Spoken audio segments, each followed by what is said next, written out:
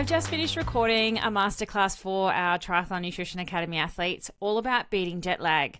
So I thought I would jump on here and give you some of those hot tips to help you get over jet lag as quickly as possible. We have got Sunny Coast 70.3 coming up next weekend, which is so exciting. And the reason I did this masterclass for my athletes was because we have people flying from all over the world to come and do this event. And I can't wait to see them in the flesh, like in real life. You know how you meet people that you've known online for a long time and you see them and you're like, wow, you're way taller than I thought you would be. I met Leanne in person recently and I was like, man, you have big feet. Because you never see somebody's feet on Zoom, top half only. So I'm so excited to meet them, and you'll be pleased to know that my swimming is coming along. I have finally crossed the threshold of struggling, hanging on for dear life, to being in the last swim only, feeling like I could actually push myself. So, no time like the present to find some fitness. And I still hold that I can beat them on not a lot of training, but we will see next weekend. And what I might do is actually do a bit of a Sunny Coast race recap with all of our athletes that did come and do the race. We've got people coming from Canada, from the US, all over Australia. Oh, it's going to be so good.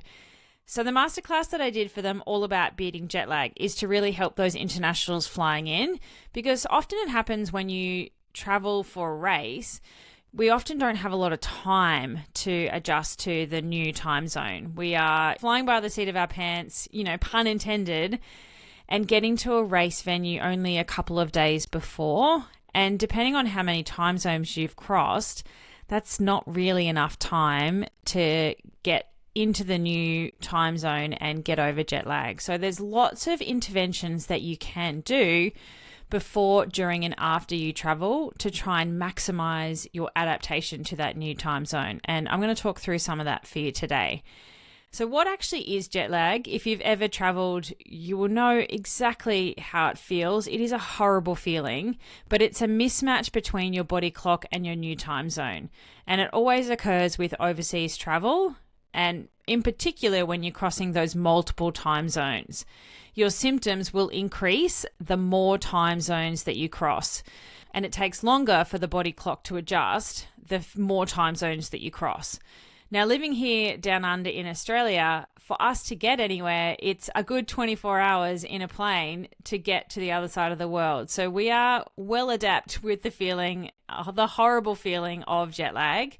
Some of those symptoms can include poor sleep on the other end because you're all out of whack, that feeling of fatigue, and there's nothing worse than jet lag fatigue where it's 2:00 in the afternoon and your body just wants to go to sleep because it's nighttime where you came from and you can't. You've got to muscle through at least another sort of 6 hours to a reasonable bedtime where that fatigue is next level. Gut discomfort is something else that people do report, and your little gut microbes, the little bugs that hang out in your gastrointestinal tract, they, interestingly, have their own circadian rhythm. So we need to keep those dudes happy to help us adjust to jet lag quickly as well. And if you're feeling like that, if you are jet lagged, your performance is decreased. So we want to make sure that we're turning up to a race with, allow as much time as you can to adjust to the new time zone. But if you are, scraping it in only with a couple of days before, then you want to do everything you can to maximize your body's ability to adjust as fast as possible. This can also be useful, not just for racing, but if you travel a lot for work, then this can help you perform better at work when you do arrive at your destination. And I think all of these strategies can be useful if you do overseas travel from a holiday perspective too. Not just racing, but we do know that jet lag and travel fatigue reduces performance. So how do you beat it? I'm going to go through some of the strategies that I helped my athletes with before travel, so pre-travel, during and after. But what I did for my athletes was help them with a complete jet lag adaptation plan, like all the things from start to finish, before, during, and after travel. So if you want that, then, you're going to have to join the Triathlon Nutrition Academy program to get that, because I won't be diving into that much detail today on the podcast. So on that note, our final cohort for 2024 does start soon.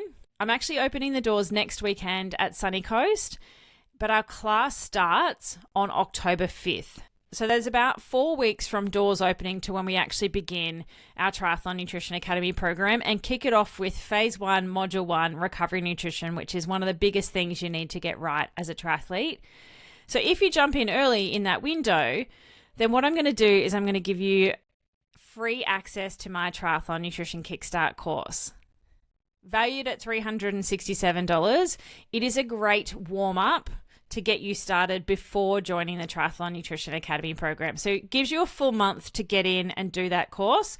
The earlier you join us, the longer you have access to it for, which means that you can go through it systematically without having to rush and go through all of those things to get yourself ready and in a nice place to begin the bigger program. So if you are interested, you can register your interest at dietitianapproved.com/academy to jump on our list for October. Or if you've been playing along for a little while and you've been thinking about it, this is your gentle kick in the butt. You will have quite a few weeks to hit the big red button. But if you go to dietitianapproved.com/academy, you'll be able to read about all of the details about what we go through, how the program works, how much it costs, what time things are, all the things are on that page, dietitianapproved.com/academy.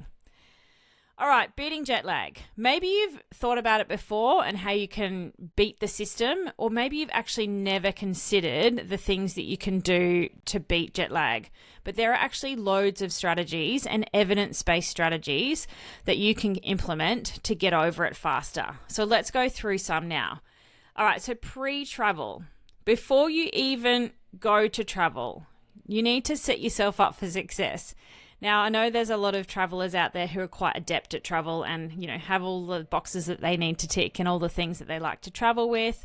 But you could also be that person that's running down the gate because you're late for your plane every single time.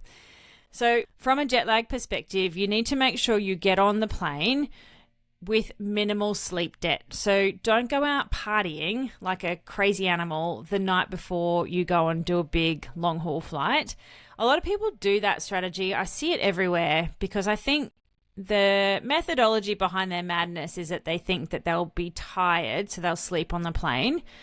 But that is not a great strategy when we're trying to beat jet lag faster at the other end. You're not going to sleep that well on a plane unless you have paid for first class tickets and can lie flat. But you want to set yourself up for success so that by the time you get on the plane, you don't have a massive sleep debt. That is like tip number 1. You can try and bank sleep. I know that they say that you can't bank sleep, and as a sleep deprived parent, I can tell you that you can't bank sleep. But try and be in bed for maybe another 30 minutes or so beforehand, before your usual bedtime, to try and get a little extra sleep. That may or may not work depending on how rhythmic you are as a sleeper, but is there a way that you can extend your time in bed or your sleeping time by just a little stretch heading into a big long haul flight? So again, you don't have a big sleep debt, and we've got a little bit of wiggle room with our sleep. We've banked a little bit for a period of time where we're not going to get a lot. As always, you should be aiming for somewhere between 7 to 9 hours of good quality sleep a night. Sleep is so important for so many different things, but 7 to 9 hours generally covers most people. If you are an insomniac or somebody that doesn't sleep very well, then there are so many different things that I would suggest you do to try and increase your sleep time to hit within the 7 to 9 hours. So if you're like, whatever, Taryn, I'm a 5-hour sleeper and I'm totally fine, I would have to argue, that you might think you're okay, but just like with nutrition, when you start to dial that in, you won't know yourself if you get more like the 7 to 9 hours sleep a night. You just, you are just used to only having 5 hours of sleep. So you're functional, but it doesn't necessarily mean it's a good thing. And also, as always, practice good sleep hygiene. That goes for any time, anywhere, but particularly important to beat jet lag is that you have your good sleep routine, you have a good cool environment, a dark room, it's not noisy, you're comfortable, you've got a really nice pillow, you're not too hot, you're not too cold, all those types of things that go into having good sleep hygiene, as well as a good sleep routine so that we're not scrolling through Instagram in bed and watching screens right up to bedtime, all of those things that emit blue lights. Make sure you've got the warm hue on so that you've got nighttime or night mode enabled from about 6 o'clock at night. Earlier as early as you can to make sure that blue light is not affecting our melatonin production, because that's really important for going into good sleep easily. There are also some nutritional interventions that I would do with my athletes heading into travel, but we're not going to go through that detail today. I don't know you very well to do that, so I don't want to dive too deeply into those specifics today. Okay, during travel, this is good tips for anyone, anywhere, anytime. When you are traveling, COVID has taught us quite a number of things around travel safety and hygiene, and I think we need to continue doing those forevermore because it is so important to prevent the spread of viruses and bacterial infections and all the things that you generally pick up from flying. I don't know about you, but every time I fly, I pick up something, and I think COVID has made mask wearing the norm, and I think that should continue forever. We should just wear a mask on a plane. All that recirculated air is just gross. So when it comes to being hygienic, things that you want to do are wear a mask, try not to touch your eyes and mouth and nose while you're traveling, or if you do, do it right after you've washed your hands with hot water and soap or used hand sanitizer, and you are doing frequent hand sanitizing in between hand washings. Hand wash as often as you can. Sometimes that's not as easy on a plane. And the other thing that we teach kids all the time that we seem to forget as adults is you want to sneeze into your elbow. So instead of sneezing into your hand and getting all those germs all over your hand and then touching everything and then touching your face, sneeze into your elbow or sneeze into your shirt so that we're not, one, spreading those germs, but two, they're not going on your hands, which you are then using to touch everything. Mobility is also really important on a flight, so getting up as often as you can in your wake period. So if you need to, set yourself in an exit row or on an aisle seat so that you have the ability to get up when you need it and when you want to, rather than being stuck in the middle and then you've got two sleepers on either side and I've done this, had to climb over on the armrest quietly to get over people to get out to pee. So set your seating in a way that maximizes what you want to achieve on your plane flight as well. Sleep hygiene on the plane is the same as when you're at home. Do everything that you can to get comfortable. I know it's very difficult to sleep sitting up. I've done it many times and it's the worst, but invest in a neck pillow that's comfortable, even a blow-up one so you don't have to carry it around all the time. Eye mask, earplugs, anything that you can do to make yourself comfortable in a flight to try and go to sleep. You also need to be mindful of the blue light that's coming from all of the screens in the plane. They don't make them a nice, beautiful, warm hue that you can do with your own phone or computer or tablet.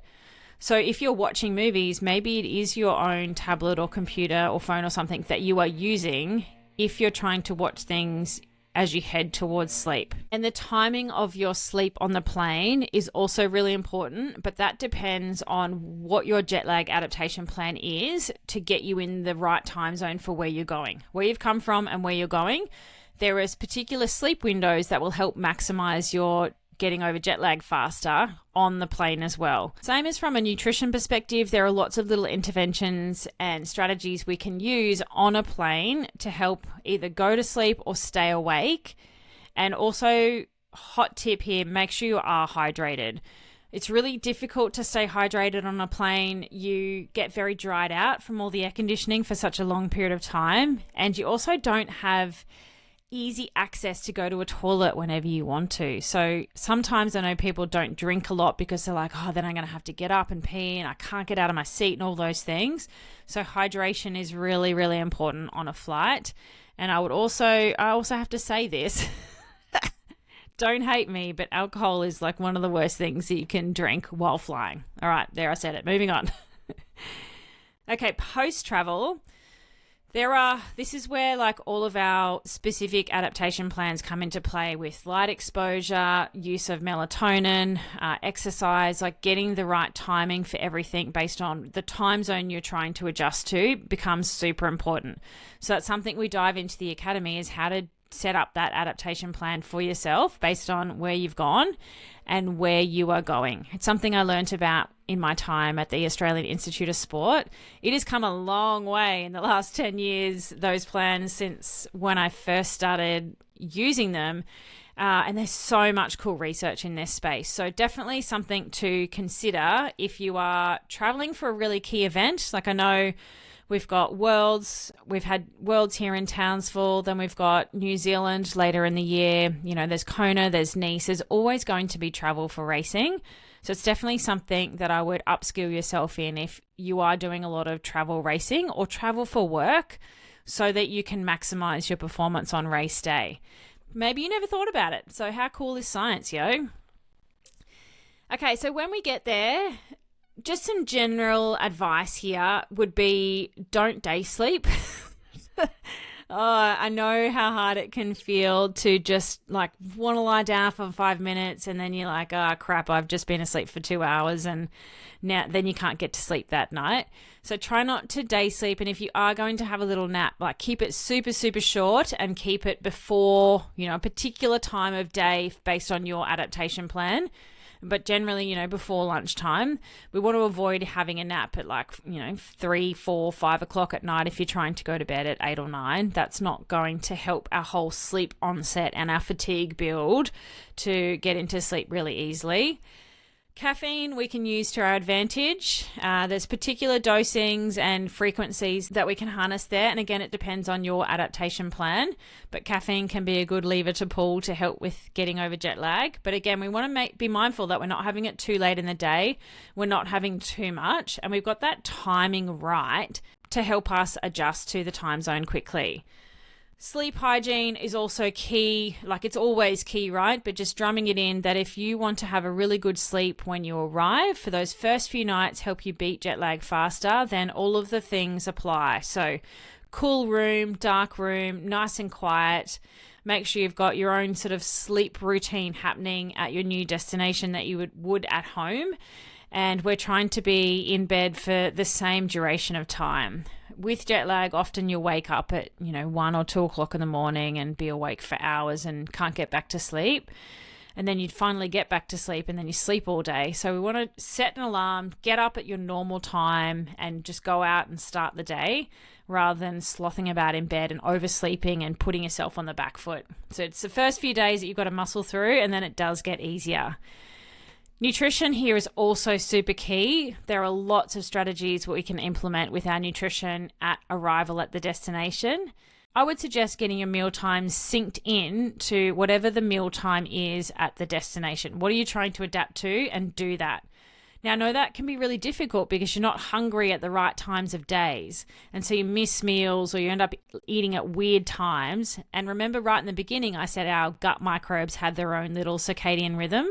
So we kind of want to get those little dudes onto the same rhythm, and eating at meal times at your destination can help that whole process happen easily. If you are somebody that suffers from gut upset with jet lag or travel, then there are things that you can do to minimize that as well. Meal timing, and maybe even more like little and often, so that you are eating but you're not having this big gigantic meal and then exacerbating your symptoms. So that's case dependent. There's a few things that you can implement there, but not everyone needs to. It just depends if you are somebody that does suffer through that.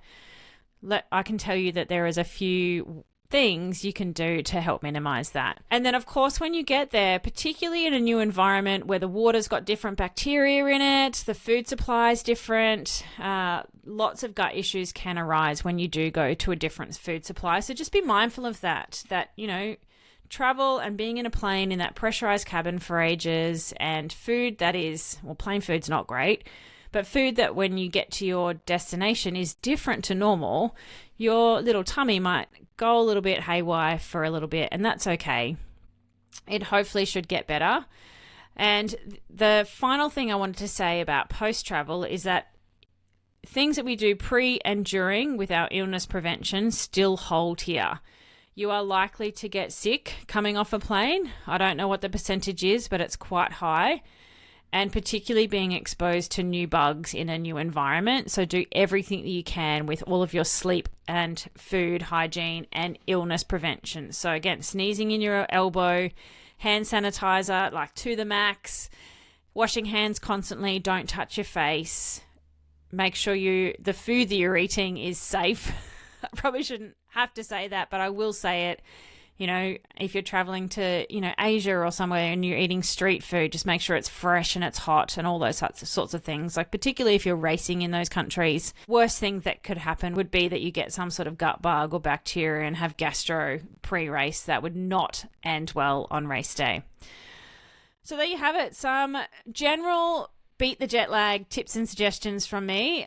Let me know in the Dietitian approved crew group if this is something you've ever even considered or looked into before, because there is so much cool research in this space that you can dive into. There are so many different strategies. What's important to understand, though, is your journey, your particular journey. Where are you leaving from? When do you arrive? Like, all the different plane trips to get somewhere. That is what the information that can help you have, custom and specific advice for you and your plans. But those are some general tips and suggestions. Let me know in the Dietitian approved crew group, though, if jet lag is something that you really struggle with, or if you've got any tips and suggestions for us that you do yourself that work really well. Even if it's like a brand of a cool neck pillow that is, super light and folds up easily, any of those sorts of things, come and open up. Come and have that discussion with us in the DA crew group around jet lag. I think it is a really cool area of research. All right, legend, thank you for wrapping me around your ear holes today. Next week, we will probably be tuning in from Sunny Coast 70.3. But yeah, I will let you know how we go. Wish me luck for my swim. My kids worry that I'm going to go get eaten by a shark out in the ocean. I was like, no, it's okay. I'm just going to swim super fast and get away from the sharks. There's no sharks. We'll be fine. All right, have a great week.